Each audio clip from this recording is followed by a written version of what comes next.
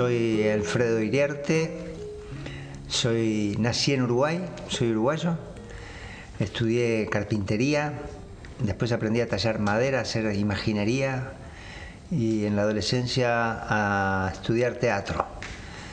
Me vine a la Argentina, a la escuela de Escobar y Lerchundi, en San Telmo. Conocí a Demar Bianchi en el teatro comunitario, comencé en el 86 y bueno, es un largo recorrido de teatro comunitario como actor, realizador, de escenografía, y luego vino lo de escultor de máscaras y empezó como una pequeña necesidad, y creo que desde la infancia había hecho máscaras porque hacía caritas jugando cuando era niño con una cortapluma de un palito. Y bueno, la imaginería que hacía con este viejo escultor, se convirtieron los pesebres en cambiando las articulaciones en marionetas. Después conocí las máscaras de Bali, que eran de madera y podía hacerlo de inmediato. Fue así que hice máscaras. Y después, con encuentros con profesores europeos, ellos me decían por qué no hacía máscaras para vender. Y yo pensaba que no le podía vender a nadie por nuestra economía, sobre todo, por mi economía, ¿no? A veces uno piensa con su propio bolsillo. Y bueno, la cosa me fue llevando y me convertí en escultor de máscaras. A diferencia de un escultor, yo soy un escultor de máscaras para teatro, de teatro para teatro. Bien, muchas gracias, Alfredo, por acceder a esta entrevista. Y estamos aprovechando tu paso por Mar del Plata, por Cuatro Elementos, con una propuesta muy amplia que tuvo que ver también con, por vez primera, que tus máscaras pudieran salir de tu taller y ser expuestas y acompañadas de toda esa conceptualización y toda esa reflexión que proponías, y en cierto modo nos conecta con los orígenes de carpintero, que te dio una habilidad, un oficio, un saber hacer que te fue llevando al mundo del teatro también. Sí, los teatros comunitarios usan lo que pueden hacer, sobre todo cualquier grupo de teatro que comienza, los teatros y los grupos nacen pobres. Por la necesidad y por cubrir necesidades fui haciendo también cosas que me gustan. El maestro que me enseñaba escultura, Javier Nieva de la Era, un español que vivía en Uruguay, me decía siempre: no te disperses, concéntrate, y al último tiempo solo podía ir a su taller a dibujar, porque no dibujo como Miguel Ángel. Y me faltaba aprender. Y después descubrí que no podía dejar la dispersión, y además que el teatro se aprovechaba de mi dispersión. Es un lugar donde podés hacer de cuenta que dominás todas las artes. Podés cantar, hacer música, plástica, escultura, la actuación, el canto, la voz, y que es lo que me apasiona, me encanta, y además es lo que hago con mi familia. Eso es importante, porque también esto es un proyecto familiar. Sí, con Gabriela Guastavino nos conocimos en el teatro comunitario. Tenemos una familia, Antonia Iriarte y Alfonso Iriarte participan de esto que es Máscaras Iriarte. Yo digo que soy un viejo análogo, no domino las redes, ni la tecnología, sobre todo la tecnología, porque redes tenemos siempre en el teatro. Las redes existen antes que la tecnología. Pero además Gabriela es realizadora, es titiritera, estudió con Bufano, hizo la escuela de títeres, y yo aprendí mucho de ella, y además hizo la escuela de caracterización y maquillaje del Colón, y trabajamos en las producciones de Catalina Sur muchísimos años juntos antes de tener un proyecto familiar. Que es el grupo de teatro comunitario al que siguen perteneciendo a uno. Boca, sí. Y también con Agarrate Catalina desde el 2004. Murga uruguaya. Murga de Uruguay, que empezamos haciendo máscaras, la máscara de Pepe Mujica, por ejemplo. Ajá. Esa fue la primera cosa que hicimos. Y ese año la Murga ganó y se hizo muy conocida, y hasta el día de hoy trabajamos juntos, es como nuestro grupo también. Cabe aclarar que presidente del Uruguay y todo un personaje el mismo, ¿no? Sí, sí. Estuvimos, cuando lo eligieron presidente la primera vez, nos invitó a su casa y ahí lo conocí, el día que ganó la elección. Así que las máscaras me han llevado a lugares inesperados. Hay escuelas que trabajan con yo digo, nuestras máscaras, porque también son americanas, ¿no? Son una investigación de muchas personas, ¿no? Como el encuentro con vos y el encuentro con Marcelo Saviñón, que a través de él nos conocimos también. Y no sé, Marcelo Katz, puedo nombrar a cantidad de Cabuya, Cachimba, muchos lugares de escuelas de aquí trabajan con nuestras máscaras, y escuelas europeas también, en Berlín, en Bruselas, en Londres, en París, en Corea, en Estados Unidos, en muchos lados de Latinoamérica. Hay muchas escuelas en Puerto Rico, tengo que nombrar, que es importante, que ahí está Cabuya ahora. Trabajan con estas máscaras, y bueno, para mí es una alegría y es una sensación de que las máscaras salen también a trabajar por nosotros y a hacer contactos, ¿no? Vos dijiste ahora que por primera vez mis máscaras llegan acá. Yo creo que llegaron antes, hubo máscaras acá, vos tenés máscaras. Y de alguna manera las máscaras que hicimos también, hasta cuando la pandemia, que hicimos por internet, por Zoom, y sí, cuando no conocíamos ni el Zoom. Claro, tal cual. En realidad me refería a la gran cantidad, porque has traído más de 200 máscaras de todos los tipos y variedades como tenés en tu taller, y verlas todas juntas, y además poderlas entrenar como se hizo también en esta instancia formativa, fue como muy fuerte, ¿no? Es muy provocador todo lo que generan. Claro, yo lo tomo muy natural porque es lo que hago siempre. Claro. No tan recargado como esta vez, porque nunca salí con tantas máscaras, es la primera vez, que es como viajar con todo mi taller. Y teníamos 100 máscaras a disposición para usar.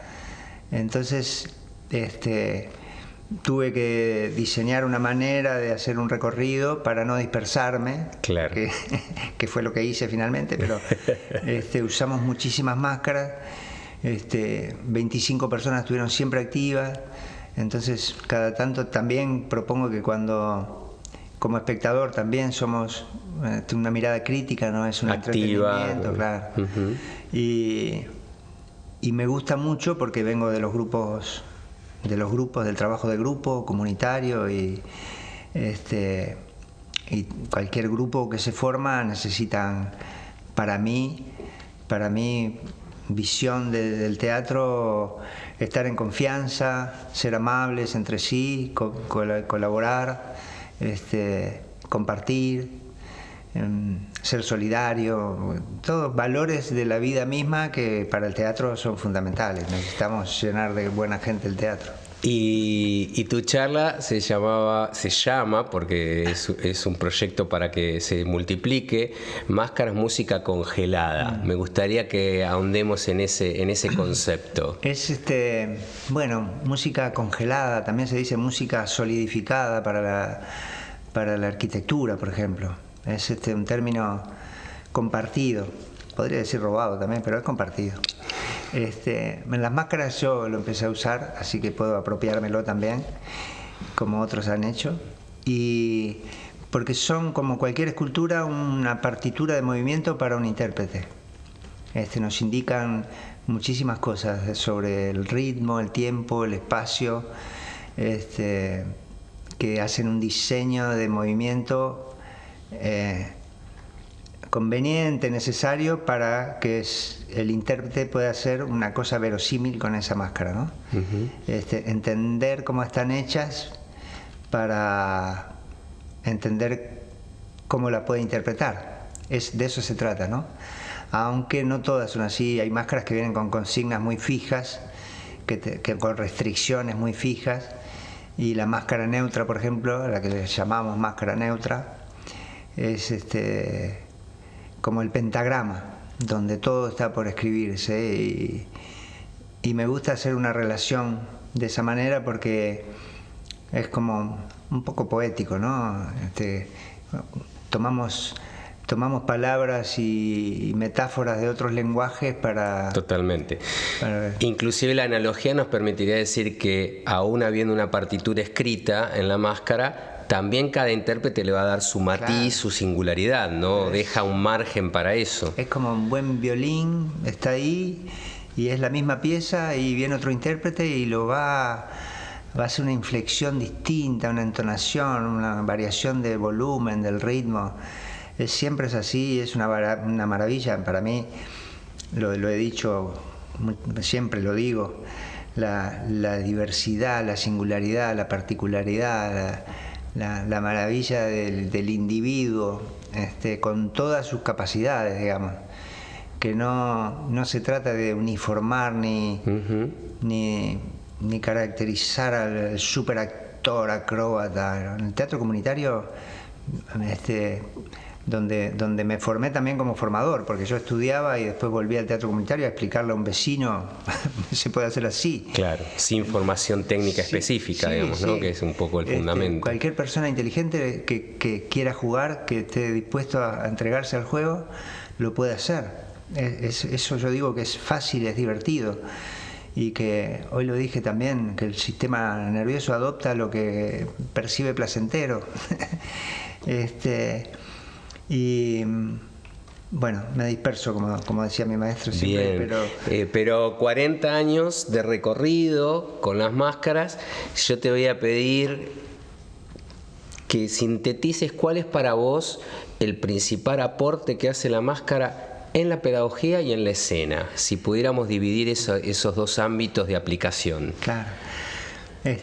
Bueno, en la pedagogía, digamos que tengo que hablar de antes que todo, antes que las escuelas teatrales, que este tipo de escuelas teatrales empezaron después de la Segunda Guerra Mundial.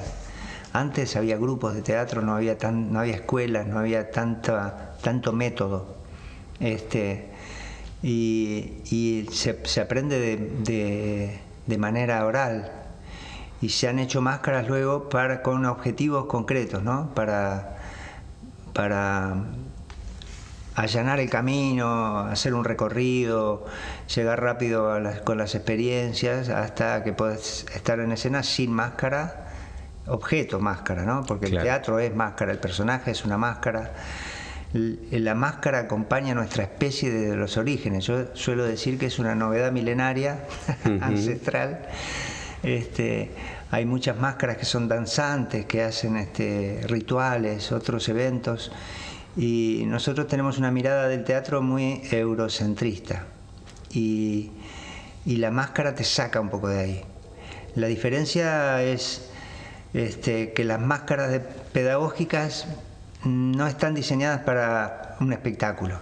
La tentación es de que cómo funcionan, nos divertimos o nos maravillamos en un curso, después la tentación es presentarlas al público, pero no es lo mismo lo que pasa con un grupo en formación que lo que haces después para el público, ¿no? ¿Y qué le aporta la actuación? ¿Qué te parece en etapa de formación, de entrenamiento, aún sin pretensiones de que eso se traduzca en un espectáculo? Sobre todo que sube el nivel de juego. Eso es una cosa que para mí es como un juguete que todos quieren portar, se la quieren poner y sube la intención, que es difícil lograr eso.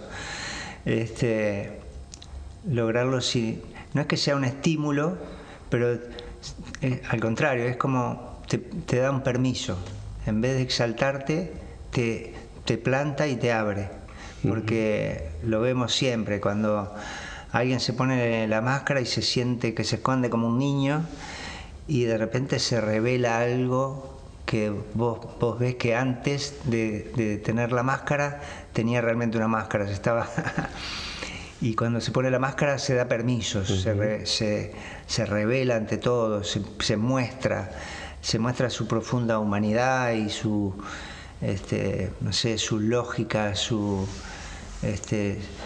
fragilidad también, y eso hace que se vuelva honesto, si pudiera decir que el que la usa se da cuenta, que a veces no percibe eso, piensa que hay que hacer algo, ¿no?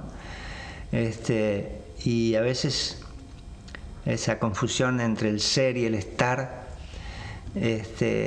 o el de proponer todo el tiempo, como una idea capitalista del qué hacer, que hay que hacer, productivista y cantidad, claro.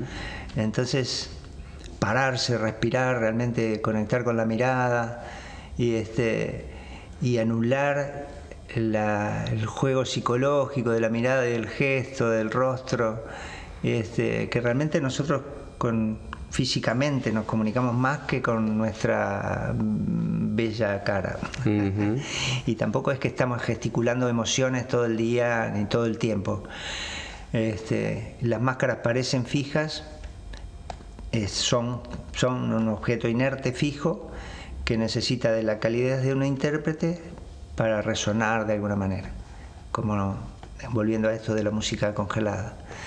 Y bueno, eso sucede, y por más que veamos a alguien que nos parece triste, en el momento sonríe y quizás es un gesto que le quedó así por algo, y tiene todas las emociones durante un día, ponele, ni hablar sobre su vida, ¿no?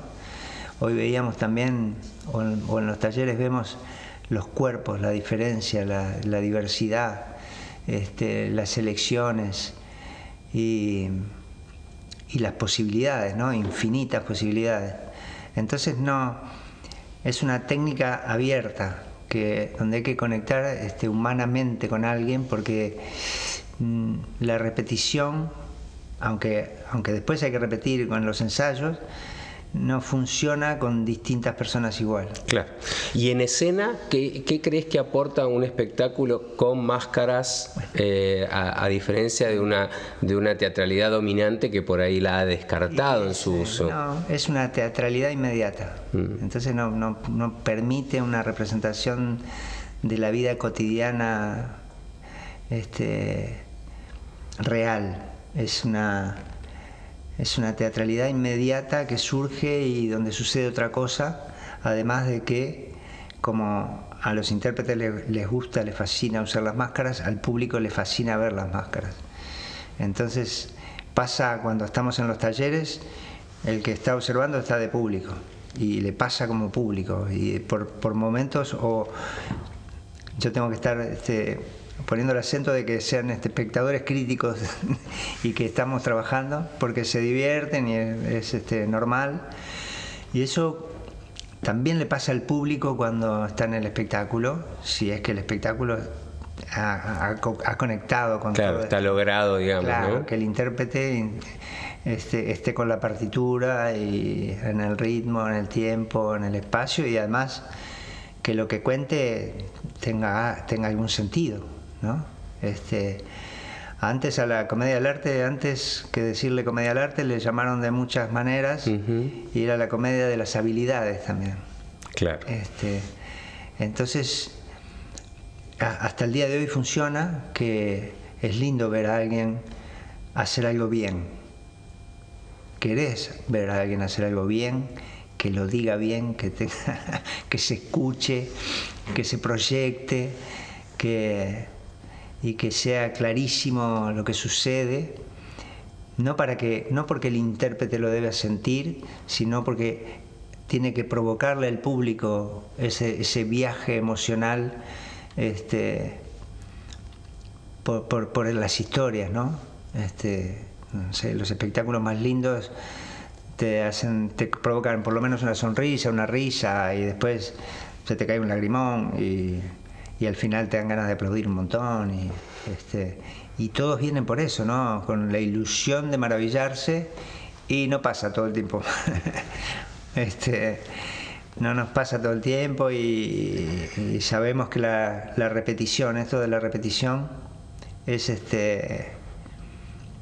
a veces una trampa, ¿no? Con las máscaras y esto que digo de la comedia de las habilidades, había gran parte librada a la improvisación. Uh-huh.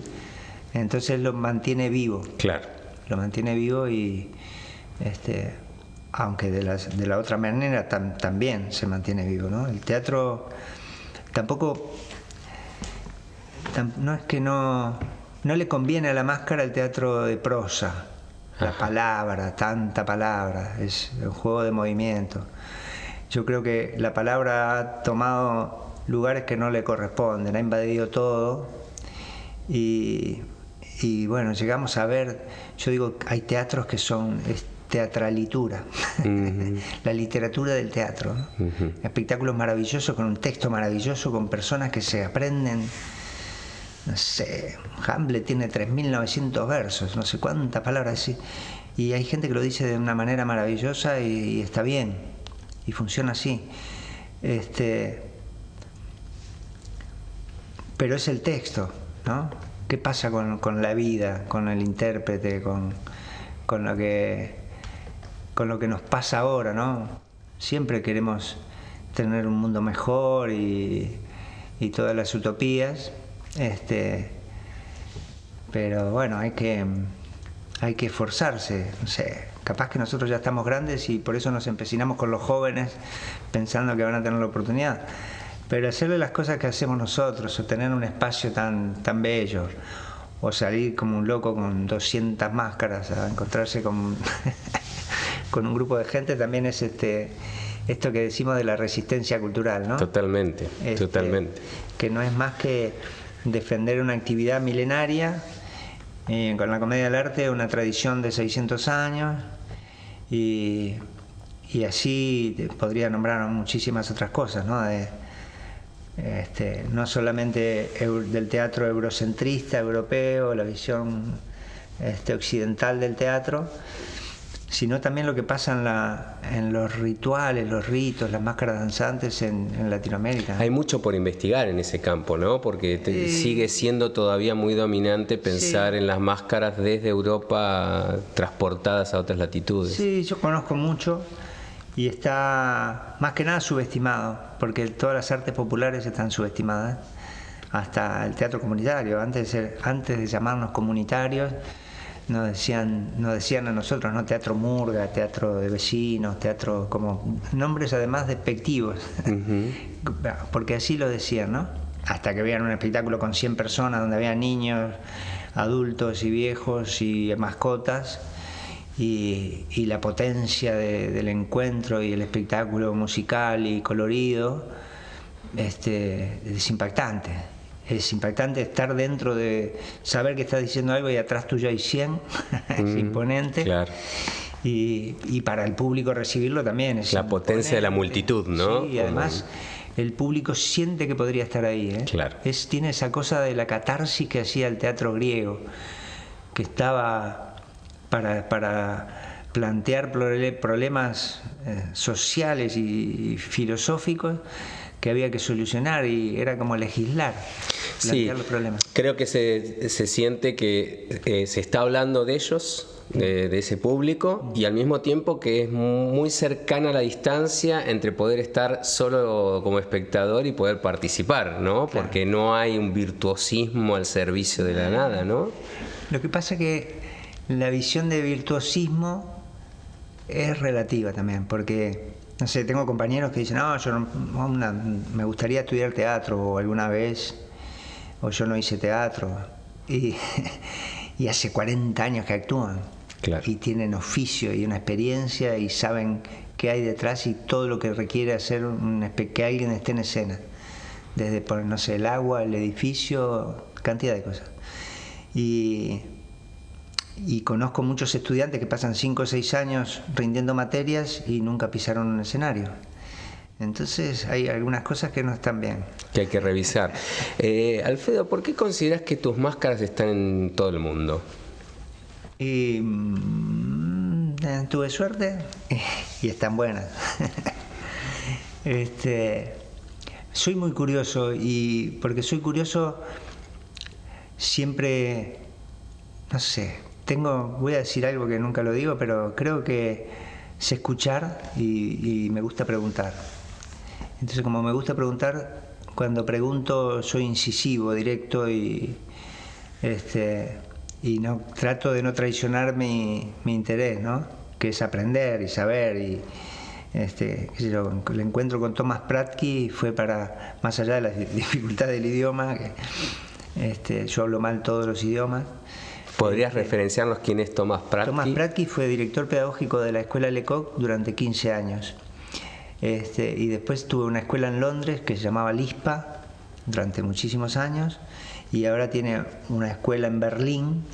Primero fue LISPA, ahora es Artaus Berlín, y tiene el Thomas Pratky Instituto. Él es psicólogo además. Uh-huh. y compartió muchísimo con Lecoq hasta los últimos días, y yo le pregunté cosas de cómo hicieron, cómo inventaron todo este juego, qué pasó. Y fue todo un experimento, ¿no? El libro que hay de Lecoq es un reportaje. Y él se arrepintió después de mucho tiempo, porque tomaban cosas literales de ahí. Claro. Y a él no le gustaba mucho. Dejó de decir comedia del arte para decir comedia humana, y volvió con el clown, con el payaso teatral. Y es una escuela que se basa en el análisis del movimiento. Uh-huh. Thomas Pratky siguió muchos años con eso, muy, muy ortodoxo con la técnica esa, y después cambió por cuestiones personales y por esto de que es psicólogo, y siguió con el experimento además, y hace unas maravillas. Y vos también, porque te animaste a diseñar una máscara neutra cuando pareciera ser que la única máscara neutra posible es la que fue imaginada también en un contexto muy particular en Europa. Sí, empecé, Donato y Ambleto Sartori, italianos de Padova, su familia sigue ahí todavía con las máscaras y todo. Yo tuve oportunidad de ir a Italia un par de veces y pensé que los iba a poder conocer, y no coincidía, y finalmente empecé para estudiar, para ver cómo hacía. Empecé a hacer estudios sobre sus máscaras. Muy concretamente empecé dibujando, después vino algunas fotos, y después las hice, ¿no? Bueno, voy a nombrar a Marcelo Saviñón también, que tiene su estudio en Buenos Aires, el Belisario, que él un poco financió el cuento. Entre los dos empezamos a decir, che, ¿cómo será esto? Y hicimos las primeras, las hicimos de cartapesta, después tallé madera y las hice de cuero. Y nunca pensé que me iban a conocer, ni que iban a repercutir, o que se podían enojar porque yo había hecho eso. Para mí soy como el Salieri de Sartori. Me encanta, él es el mejor escultor de todos, y yo hice esas máscaras para aprender, y creo que haciendo el movimiento de la gubia con la madera puedo entender hasta la lógica del escultor, de cómo hacía él. Es como ponerte en un personaje. Uh-huh. Vos tenés que interpretar el personaje y hacer los movimientos, y después podés imaginar cómo fue eso.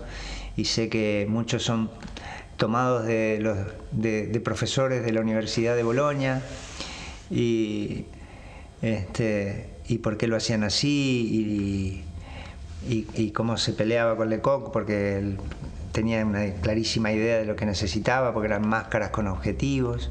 Después conocí a Stiefel, Gerard Stiefel, que tiene su taller en la Cartucherie.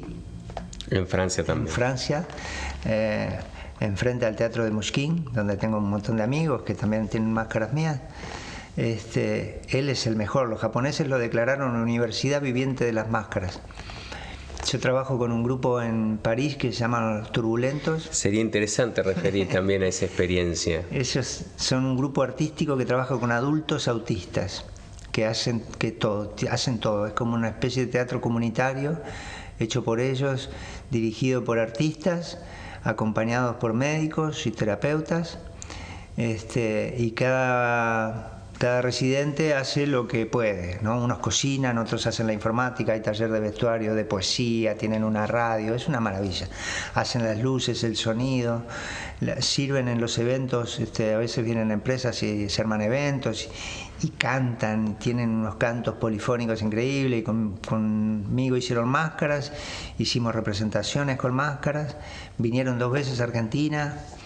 Una vez en Buenos Aires, un intercambio con Catalina Sur, y otra vez, bueno, esa vez dijeron, nos encantaría ir al sur, a la Patagonia. Yo dije, bueno, vamos. ¿Y cómo hacemos? Conseguimos un contacto con el CIAR de San Martín de los Andes y demoramos 2 años más, pero se organizó y terminaron viniendo 20, y fue una locura porque hicimos un taller una semana y una presentación increíble también.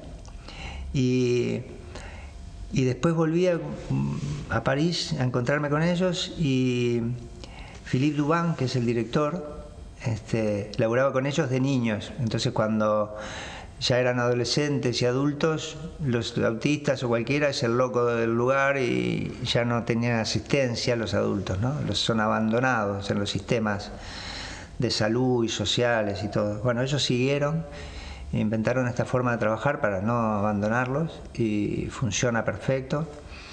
Y estaba hablando de un espectáculo sobre la locura y los desechos de la sociedad, y el afuera y el adentro, y él tenía la imagen de las máscaras larvarias, que son máscaras pedagógicas, blancas, que dicen que tienen su origen de la ciudad de Basilea en Suiza. Uh-huh. Bueno, fui con ellos a ver el espectáculo de Mushkin, y siempre paso por el taller de Stiefel.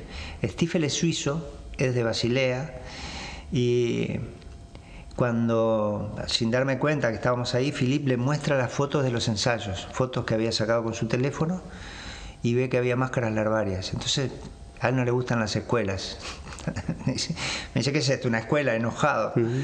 No, una escuela no, estamos haciendo un espectáculo, y usan la máscara en el espectáculo. Y además se enteró que los intérpretes eran autistas, y ahí me miró distinto. Y entre conmovido y enojado, yo digo, ¿qué me dirá? Y se acercó y me dijo, el primero que hizo máscaras larvarias fui yo, para Lecoq. Y entonces esto que te digo de preguntar justo en el momento que alguien se abre para poder contestar, y le dije, ¿y cómo? ¿Qué te pedía? ¿Qué hacían? ¿Y cómo se peleaba? ¿Y por qué? La forma, y no le dejaba terminar. Él pensaba que tenía que hacer más porque no sabía claro el objetivo que quería, y después él no hizo más eso porque se aburre de hacer eso. Claro. Pero sí, las máscaras de Basilea. En Basilea hay un carnaval con unas máscaras grandotas, y lo que tienen en Basilea es que las máscaras son grandes, no se parecen nada a algo larvario. Claro. Eso fue un invento de ellos. Y estas máscaras indican un movimiento, tienen restricciones porque no te dejan ver, son blancas porque son como una larva, no están terminadas, no tienen partes de una cara, pero sí indican dinámicas de movimiento. Y tienen restricciones para ver, para escuchar, y amplían la percepción del intérprete. Claramente. Este podcast, en cierto modo, intenta reflejar una realidad del territorio de Mar del Plata, pero sabiendo que esto es la cartografía se va escribiendo y nunca tiene límites. Me preguntaba, ¿qué sabés vos del teatro de Mar del Plata? Bueno, ¿qué referencias tenés?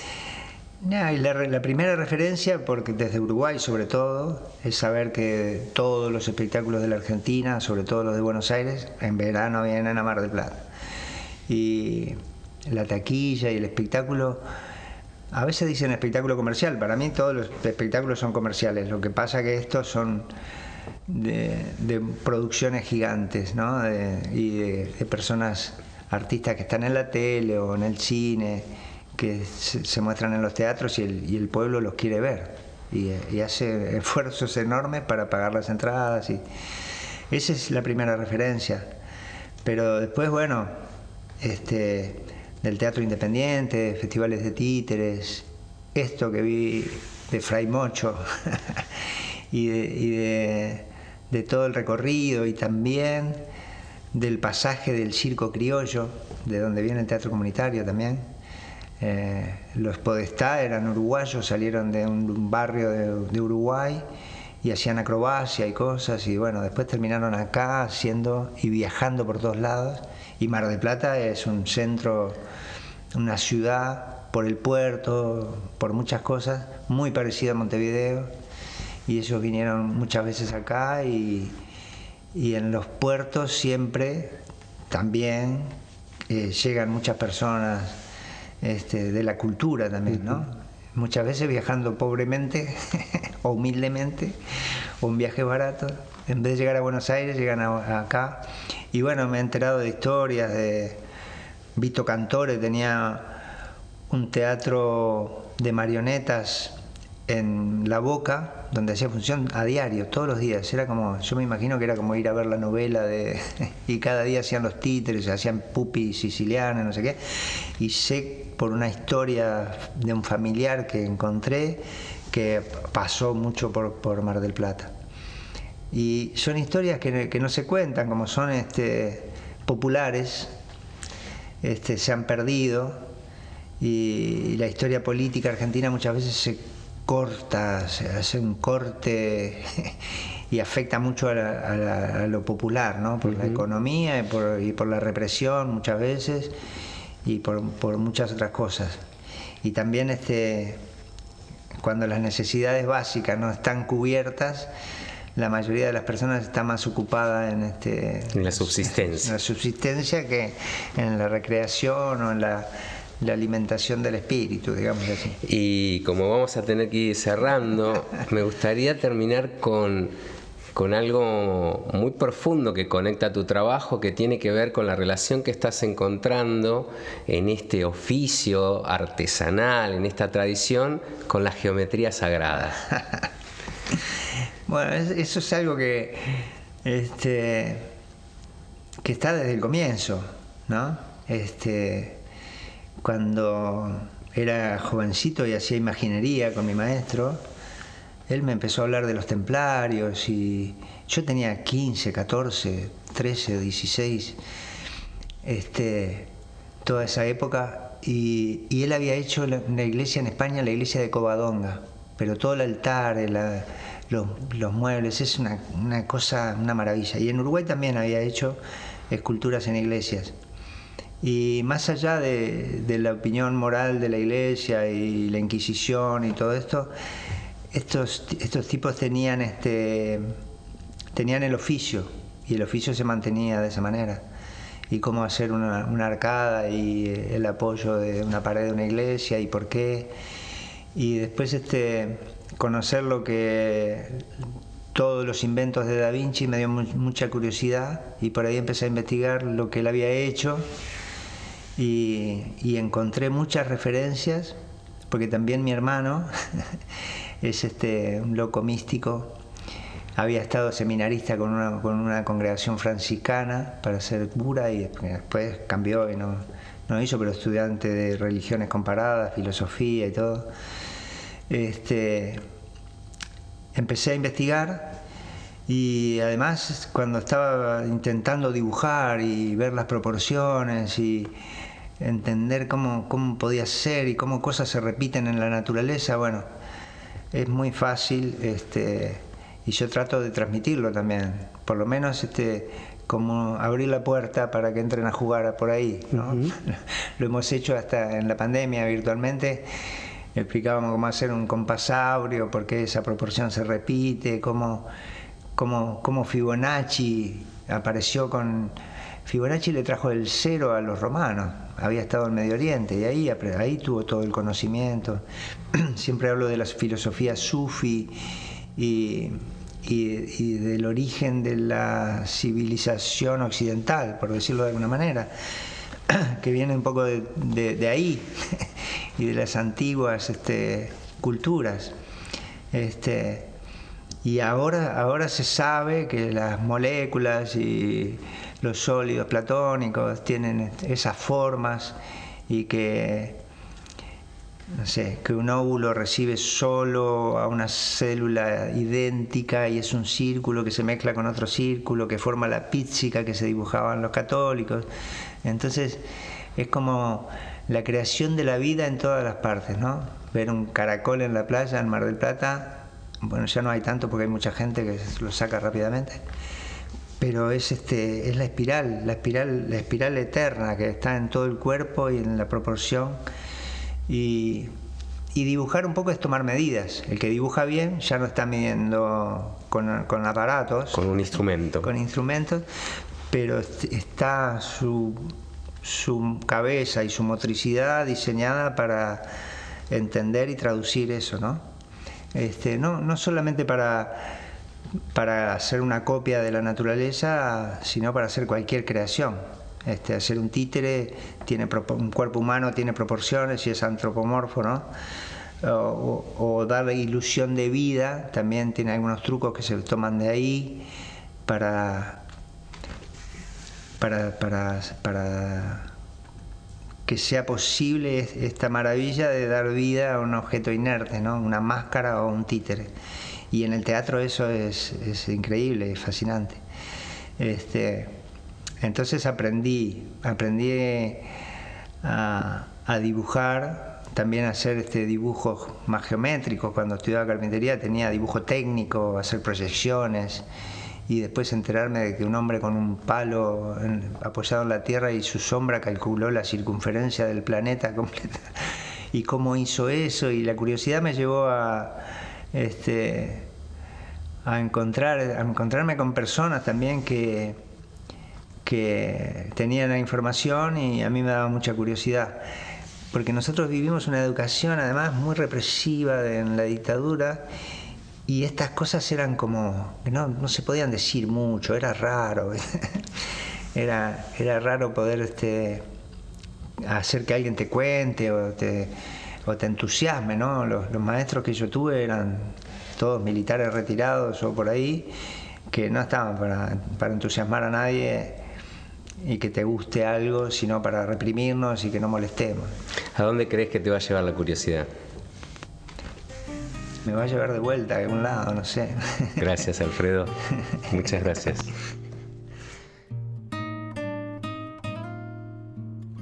Y así termina este episodio. Te invitamos a seguir recorriendo nuestro territorio teatral. Nuestro contacto: cartografiasteatrales@gmail.com.